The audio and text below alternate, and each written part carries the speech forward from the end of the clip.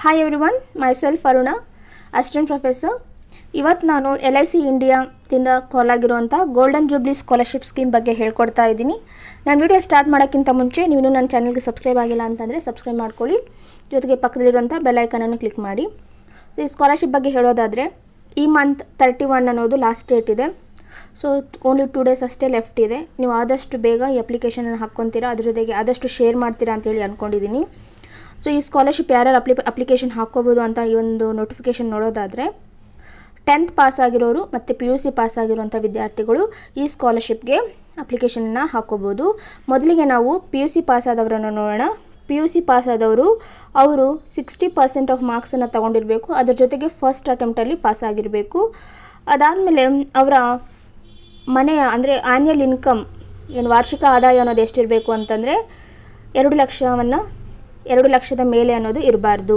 So ಹಾಗಾಗಿ first ಅಟೆಂಪ್ಟಲ್ಲಿ PUC pass ಆಗಿರಬೇಕು, 60% of marks ತೊಗೊಂಡಿರಬೇಕು, ಅದ್ರ ಜೊತೆಗೆ 2 ಲಕ್ಷದಷ್ಟು ಆ್ಯನ್ಯಲ್ ಇನ್ಕಮ್ ಇರಬೇಕು. ಅವರು ಡಿಗ್ರಿಯನ್ನು ಅಡ್ಮಿಷನ್ ಆಗಿರಬೇಕು. ಓಕೆ, PUC ಪಾಸ್ ಆಗಿರೋರು ಡಿಗ್ರಿಯನ್ನು ಅಡ್ಮಿಷನ್ ಮಾಡಿರಬೇಕು, ಅವ್ರು ಮಾತ್ರ ಇದಕ್ಕೆ ಎಲಿಜಿಬಲ್ ಆಗ್ತಾರೆ. ಸೊ PUC ಪಾಸಾಗಿ ಡಿಸ್ಕಂಟಿನ್ಯೂ ಮಾಡುವಂಥ ವಿದ್ಯಾರ್ಥಿಗಳು ಇದರ ಅಂಡರಲ್ಲಿ ಬರೋದಿಲ್ಲ. ನೀವು PUCಯಲ್ಲಿ ಹೈಯೆಸ್ಟ್ ಮಾರ್ಕ್ಸ್ 60 ಮಾರ್ಕ್ಸ್ ಎಬೋ ತೊಗೊಂಡಿದ್ರೆ ನೀವು ಡಿಗ್ರಿಯನ್ನು ಅಡ್ಮಿಷನ್ ಮಾಡಿಸಿತ್ತು ಅಂತಂದರೆ ನೀವು ಇದಕ್ಕೆ ಅಪ್ಲಿಕೇಶನನ್ನು ಹಾಕ್ಕೋಬೋದು.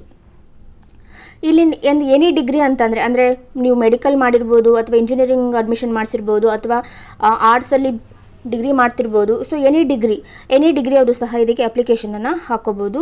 ಸೊ ಹಾಗಾಗಿ ಒಳ್ಳೆಯ ಆಪರ್ಚುನಿಟಿ ಇದೆ, ಇದನ್ನು ಮಿಸ್ ಮಾಡ್ಕೋಬೇಡಿ. ಇಲ್ಲಿ ನಿಮಗೆ ಪ್ರತಿ ಮಂತ್ ಅಂದರೆ ಈ ವಾರ್ಷಿಕವಾಗಿ 20,000 ಆಫ್ ಅಮೌಂಟ್ ನಿಮಗೆ ಸಿಗುತ್ತೆ. ವಾರ್ಷಿಕ ಅಂದರೆ ಈ ಒಂದು PUC ಪಾಸ್ ಆಗಿರುವಂಥ ವಿದ್ಯಾರ್ಥಿಗಳಿಗೆ 20,000 ರೂಪಾಯಿ ನಿಮಗೆ ವಾರ್ಷಿಕ ಸಿಗುತ್ತೆ. ಸೊ 3 ಕಂತುಗಳಲ್ಲಿ ಇದನ್ನು ನಿಮಗೆ ಕೊಡ್ತಾರೆ, ನಿಮ್ಮ ಅಕೌಂಟಿಗೆ ಡೈರೆಕ್ಟಾಗಿ ಬಂದು ಸೇರುತ್ತೆ. ಅದ್ರ ಜೊತೆಗೆ ಇಲ್ಲಿ 10th ವಿದ್ಯಾರ್ಥಿಗಳಿಗೆ ಸಂಬಂಧಪಟ್ಟಂತೆ ಕೆಲವೊಂದು ಮಾಹಿತಿ ಇದೆ.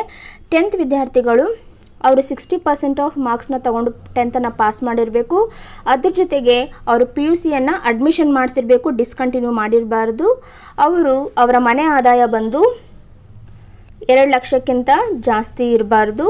ಸೊ ಅಂಥ ವಿದ್ಯಾರ್ಥಿಗಳು ಇದಕ್ಕೆ ಅಪ್ಲಿಕೇಶನ್ ಹಾಕಬೇಕು. ಅದು 10th ಫಸ್ಟ್ ಅಟೆಂಪ್ಟಲ್ಲಿ ಪಾಸ್ ಮಾಡಿರಬೇಕು. ಅವರು ಇದಕ್ಕೆ ಅಪ್ಲಿಕೇಶನನ್ನು ಹಾಕ್ಬೋದು. ಇವ್ರಿಗೂ ಸಹ 20,000 ಅಮೌಂಟ್ ಅನ್ನೋದು ಪ್ರತಿ ವರ್ಷ ಕೊಡ್ತಾರೆ. 3 ಕಂತುಗಳಲ್ಲಿ ಈ ಒಂದು ಅಮೌಂಟನ್ನು ಅವರು ಕೊಡ್ತಾರೆ. ಹಾಗಾಗಿ 20,000 ಅಮೌಂಟ್ ಇದೆ. ಅದ್ರ ಜೊತೆಗೆ ಇನ್ನೊಂದು ಒಳ್ಳೆ ಸ್ಕೀಮ್ ಇದೆ, ಏನಂತಂದರೆ for special girl child scholar ಅಂತ ಹೇಳಿ.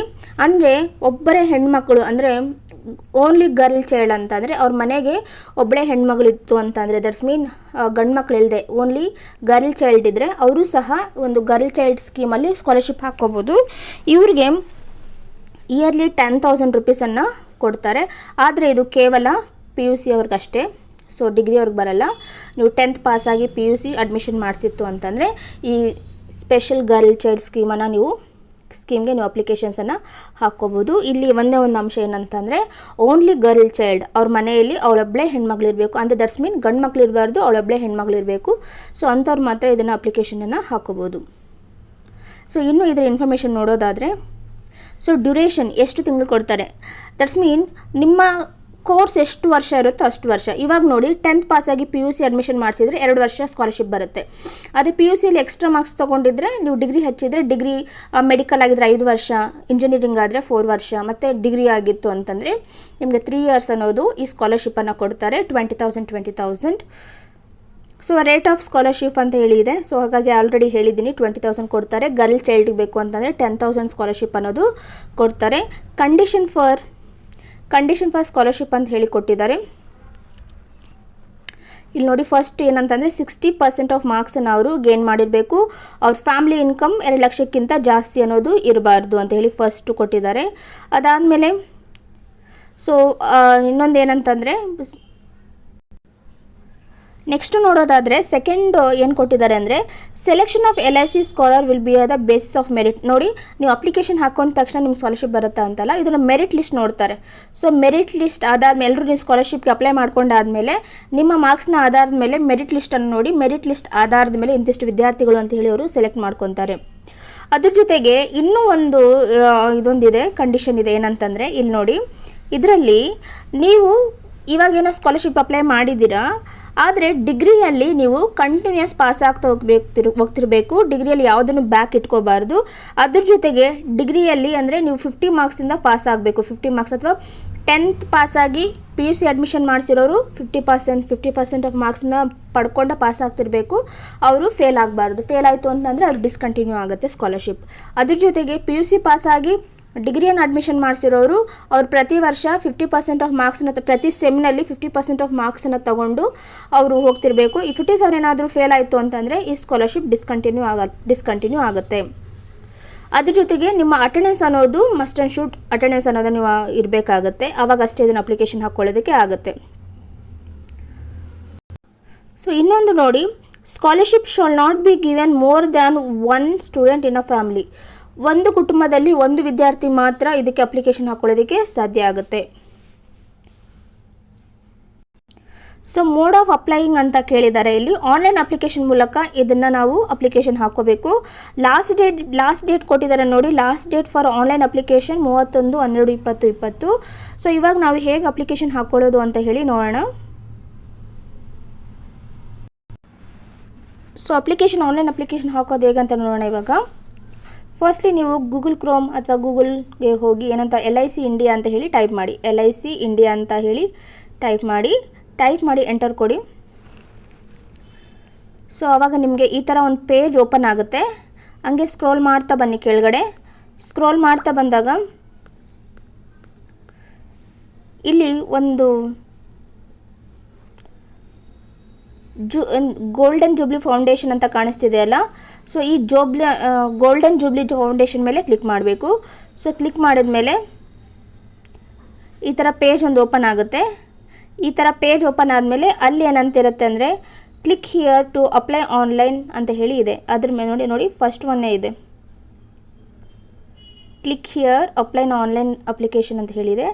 ಸೊ ಅದ್ರ ಮೇಲೆ ನೀವೇನು ಮಾಡಬೇಕು, ಕ್ಲಿಕ್ ಮಾಡಬೇಕು. ಕ್ಲಿಕ್ ಮಾಡಿದಾಗ ಈ ಥರ ಒಂದು ಪೇಜ್ ಓಪನ್ ಆಗುತ್ತೆ. ಸೊ ಸಿಂಪಲ್ ಇನ್ಫಾರ್ಮೇಷನನ್ನು ಕೇಳಿದ್ದಾರೆ.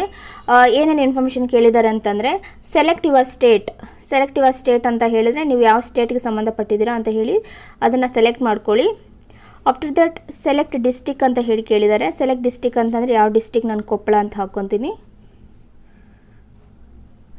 ಅದಾದಮೇಲೆ ಫಸ್ಟ್ ನೇಮ್ ಅಂತ ಕೇಳಿದ್ದಾರೆ. ಫಸ್ಟ್ ನೇಮ್ ಏನು ಇದೆಯೋ ಅದನ್ನು ನೀವು ಬೇಕಾದರೆ ಹಾಕ್ಕೊಳ್ಳಿ. ಅದಾದಮೇಲೆ ಸರ್ನೇಮ್ ಏನಿದೆ, ಫಾದರ್ ನೇಮ್ ಕೇಳಿದ್ದಾರೆ. ಸೊ ಜೆಂಡರ್ ಕೇಳಿದ್ದಾರೆ. ಡೇಟ್ ಆಫ್ ಬರ್ತ್ ಹಾಕ್ಕೊಳ್ಳಿ. ನ್ಯಾಷನಾಲಿಟಿ ಅಂತಂದರೆ ಇಂಡಿಯನ್ ಅಂತ ಹಾಕ್ಕೊಳ್ಳಿ. ಅಡ್ರೆಸ್ 1 ಅಂತ 2 ಅಂತ ಕೇಳಿದ್ದಾರೆ. ಸೊ ಅಡ್ರೆಸ್ ಸಂಬಂಧಪಟ್ಟಂತ ಇನ್ಫಾರ್ಮೇಷನ್ ಕೇಳಿದ್ದಾರೆ. ಸೊ ಸ್ಟಾರ್ ಮಾರ್ಕ್ ಎಲ್ಲೆಲ್ಲಿ ಇರುತ್ತೋ ಅದೆಲ್ಲ ನೀವು ಕಂಪಲ್ಸರಿ ಅಲ್ಲಿ ನೀವು ಫಿಲ್ ಮಾಡಲೇಬೇಕು, ಇಲ್ಲ ಅಂತಂದರೆ ಅದು ತೊಗೊಳ್ಳಲ್ಲ. ಅದ್ರ ಜೊತೆಗೆ ಮೊಬೈಲ್ ನಂಬರ್ ಕೇಳಿದ್ದಾರೆ. ಅದಾದಮೇಲೆ ಕ್ಯಾಟಗರಿ ಅಂತ ಅಂದಾಗ ನೀವು ಯಾವ ಕ್ಯಾಟಗರಿ ಸೇರ್ತೀರಾ, OBCನೋ ಅಥವಾ SCನೋ STನೋ ನೋಡ್ಕೊಂಡು ಹಾಕ್ಕೊಳ್ಳಿ. ಎಜುಕೇಷನ್ ಕ್ವಾಲಿಫಿಕೇಷನ್ ನೀವು ಇಲ್ಲಿ ನೋಡಿ ಇಲ್ಲಿ ಕೇಳಿದ್ದಾರೆ ಏನಂತಂದರೆ ಯಾವ ಎಜುಕೇಷನ್ ಸ್ಟ್ರೀಮ್ ಅಂತ ಹೇಳಿ, ಕೋರ್ಸ್ ಡ್ಯೂರೇಷನ್ ಎಲ್ಲ ಕೇಳಿದ್ದಾರೆ. ನೀವು ಡಿಗ್ರಿ ಆಗಿತ್ತು ಅಂತಂದರೆ 3 ಇಯರ್ಸ್ ಅಂತ ಸೆಲೆಕ್ಟ್ ಮಾಡ್ಕೊಳ್ಳಿ. ನೀವು PUC ಆಗಿತ್ತು ಅಂತಂದರೆ 2 ಇಯರ್ಸ್ ಅಂತ ಹೇಳಿ ಸೆಲೆಕ್ಟ್ ಮಾಡ್ಕೊಳ್ಳಿ. ಅದಾದಮೇಲೆ ಇಲ್ಲಿ ನಿಮ್ಮ ಪ್ರೀವಿಯಸ್ ಇಯರ್ ಎಜುಕೇಷನ್ ಬಗ್ಗೆ ಇನ್ಫಾರ್ಮೇಷನ್ ಕೊಡಬೇಕಾಗತ್ತೆ. ಇಲ್ಲಿ ಎಂಟರ್ 10th ಈಕ್ವಲೆಂಟ್ ಡೀಟೇಲ್ಸ್ ಅಂತ ಹೇಳಿ ಕೇಳಿದ್ದಾರೆ. ಸೊ ಆ ಡೀಟೇಲ್ಸನ್ನು ಕೊಡಬೇಕು 10th.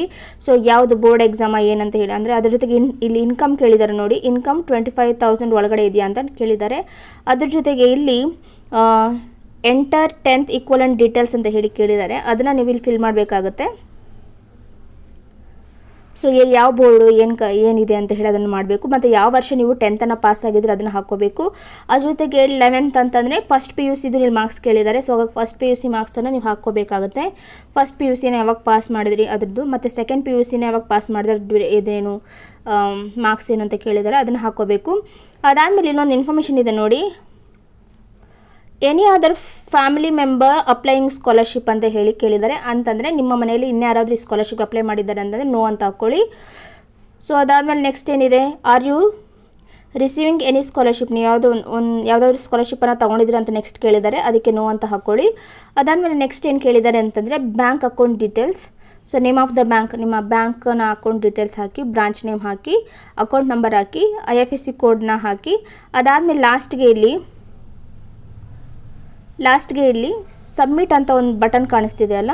ಸೊ ಈ ಸಬ್ಮಿಟ್ ಅನ್ನೋ ಬಟನ್ ಮೇಲೆ ನೀವು ಕ್ಲಿಕ್ ಮಾಡಿದ್ರಿ ಅಂದ ತಕ್ಷಣ ನಿಮ್ಮದು ಸಕ್ಸಸ್ಫುಲಿ ನಿಮ್ಮ ಅಪ್ಲಿಕೇಶನ್ ಹಾಕಲಾಗಿದೆ ಅಂತ ಹೇಳಿ ಬರುತ್ತೆ. ಅದ್ರ ಜೊತೆಗೆ ಅಲ್ಲಿ ಫರ್ದರ್ ಡೀಟೇಲ್ಸ್ ಮುಂದಿನ ಒಂದು ಇದಕ್ಕಾಗಿ ಈ ಒಂದು ನಿಮ್ಮ ಒಂದು ನಿಯರ್ ಬ್ರಾಂಚನ್ನು ಕಾಂಟ್ಯಾಕ್ಟ್ ಮಾಡಿ ಅಂತ ಹೇಳ್ತಾರೆ. ಸೊ ಕೊಪ್ಪಳ ಅಂತಂದರೆ ರಾಯಚೂರನ್ನು ಕಾಂಟ್ಯಾಕ್ಟ್ ಮಾಡಿ ಅಂತಿರ್ಬೋದು. ಬೇರೆ ಡಿಸ್ಟಿಕ್ ಆಗಿತ್ತು ಅಂತಂದರೆ ಆ ಡಿಸ್ಟಿಕ್ ಸಂಬಂಧಪಟ್ಟಂಥ LIC ಆಫೀಸ್ ನಂಬರ್ ಇರುತ್ತೆ, ನೀವು ಅದು ಬೇಕಾದರೆ ಕಾಂಟ್ಯಾಕ್ಟ್ ನಂಬರಿಂದ ಅವ್ರನ್ನ ಕಾಂಟ್ಯಾಕ್ಟ್ ಮಾಡ್ಬೋದು. ಸೊ ಇಷ್ಟಿದೆ ಇದಕ್ಕೆ ಸಂಬಂಧಪಟ್ಟಂಥ ಇನ್ಫಾರ್ಮೇಷನ್. ಸೊ ನಿಮ್ಮ ಫ್ರೆಂಡ್ಸ್ಗೆ ಆದಷ್ಟು ಶೇರ್ ಮಾಡಿ, ಬಿಕಾಸ್ 2 days ಅಷ್ಟೇ ಟೈಮ್ ಇದೆ. ಅದ್ರ ಜೊತೆಗೆ ಮೊಬೈಲೆಲ್ಲ ಸಿಂಪಲ್ಲಾಗಿ ಹಾಕ್ಬೋದು. ನೀವು ಹೋಗಿ ಸೈಬರ್ ಸೆಂಟ್ರಿಗೆ ಹಾಕಬೇಕು ಅಂತೇನಿಲ್ಲ, ನೀವು ಕುತ್ಕೊಂಡು ಮನೇಲೇ ಅಪ್ಲಿಕೇಶನನ್ನು ಹಾಕ್ಕೋಬೋದು. ಹಾಗಾಗಿ ಆದಷ್ಟು ಈಗಲೇ ಅಪ್ಲಿಕೇಶನ್ಸನ್ನು ಹಾಕ್ಕೊಳ್ಳಿ. ನೆಕ್ಸ್ಟ್ ನಾಳೆ ಬೇಕಾದರೆ ನೀವು ಬ್ರಾಂಚ್ಗೆ ಕಾಲ್ ಮಾಡಿ ಅದಕ್ಕೆ ಸಂಬಂಧಪಟ್ಟಂತೆ ಮತ್ತಷ್ಟು ಮಾಹಿತಿಯನ್ನು ನೀವು ಕಲೆ ಹಾಕ್ಬೋದು. 2 days ಇನ್ನೂ ಟೈಮ್ ಇದೆ. 2 days ಅಂದ್ರೂ ಮೋರ್ ಟೈಮ್ ಅದು. ಹಾಗಾಗಿ ಆ ಟೈಮ್ನ ನೀವು ಯುಟಿಲೈಸ್ ಮಾಡ್ಕೊತೀರಾ ಅಂತ ಅಂದ್ಕೊತಾ ಇದ್ದೀನಿ. ಸೊ